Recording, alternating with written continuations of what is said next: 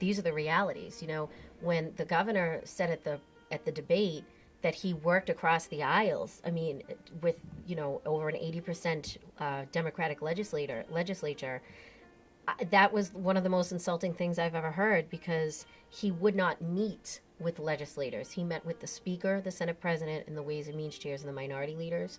Other than that, he wouldn't even take a meeting with any of us. And for 2 of his 4 years as governor, he wasn't even in the state. He was traveling all the time. So, you know, all of that is, to quote our vice president, malarkey. He talked about working across the aisle. He vetoed 800 things, over 800 things when he was here, and we overrode over 700 of those. So that's really not cooperation. What people hate most about these kind of races, especially at this point, is it's all the negative, the negative, the negative. But, you know, people want to hear the big stuff like, where's the job rates? Who's going to create the jobs? Like, are we safe? You know, what about foreclosures and houses? Like, what are the real issues? In the end of the day, a lot of people, when they go home, are going to vote for the person they like, because my interpretation is some people don't feel that what a politician does affects them all that much. They like to know, like, that person has my back. It's probably a lot easier to, hey, I'm a good person, I have your back. Like, I will represent you because you know me, because you've met me, you can trust me. You know, the truth is, I think negative ads do work. I wish they didn't. I really wish they didn't. But unfortunately, you know, just people have shown that that works. That's what people remember.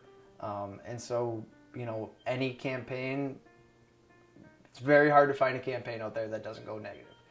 The earlier you go negative, in my theory is, the earlier you realize that you don't have positive. So, you know, Mitt Romney's been going negative for quite some time. I wish we didn't have to go to the negative, but I think the further you go and the uglier it gets, it means those are acts of desperation. Obama forever tried to paint Romney as somebody that can't relate to people, that could not do that, and all of a sudden he starts to show an ability to do that, and then Obama starts to change his strategy. So I think, like, at the end of the day, they're very smart, and they have very smart political teams that understand that people vote for somebody they like. And so image is huge. Like, Scott Brown, the man does not look bad. Mitt Romney, best hair in America, okay? Greatest hair in America, okay? And you know what? Like, look at the way everyone scored that presidential debate, right? Think about it. It's like The Voice, American Idol, you know, Dancing with the Stars.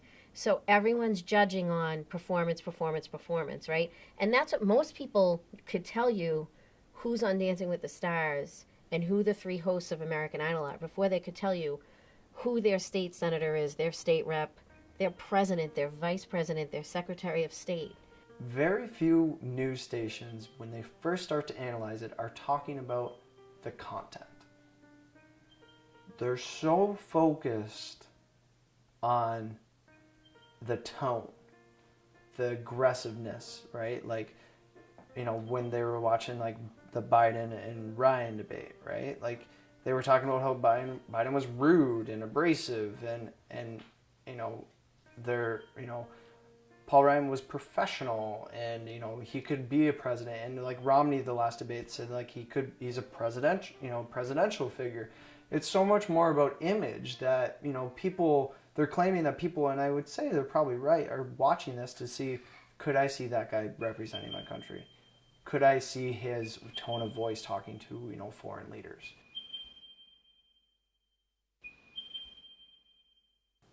Polling can be tricky. I think it's hard to determine who you're going to poll in certain, you know, you look at today's campaign and there's different polls all over the place. There's everybody. Republicans are saying these polls, Democrats are saying these polls. It just seems like you can kind of shape a poll to fit what you think is actually going on. And, you know, I'm not saying anybody's lying. I'm just saying, like, it depends who you poll. And I think it's the way you shape it. And, you know, I'm getting emails left and right from Democratic Party saying, like, here's the polling today, and here's how close it is. They're trying to increase urgency, and I think, like, it could be useful. Sometimes I just feel like it can be manipulated numbers. I think the thing that people are finding the most frustrated is that it's, we're going to destroy these people because they're not like us, and we just want what we want, and even though some of their ideas are good, we don't care. It's hurting all of us. It's hurting every single one of us. I want to see Barack Obama become president again. I want to see Elizabeth Warren go to the U.S. Senate. I want to see our members of Congress go back. I want to see most of my colleagues get reelected, and new colleagues join us that hopefully will want to, come to the table and work. Both campaigns have an advantage by saying it's close, right? So if you're Obama, you say it's close, you're going to make sure your Democratic base comes out and votes. If you're Romney's campaign, you say it's close, then you get that, your base riled up because they think they can actually take back the White House, which is huge.